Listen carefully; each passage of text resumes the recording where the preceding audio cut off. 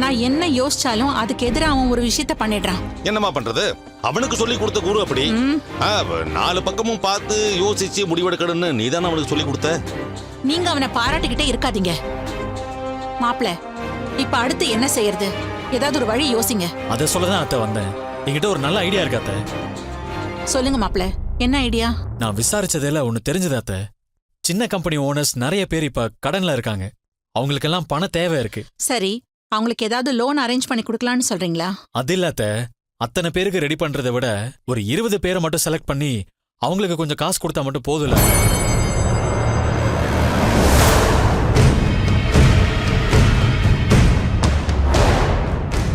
அப்படி காசுக்கு பண்ணிலனா உங்க கம்பெனியை காலி பண்ணிடுவேன்னு மிரட்டினாலே போதும். அதுக்கு பயந்தே நமக்கு ஓட்டு போட்டுருவாங்க.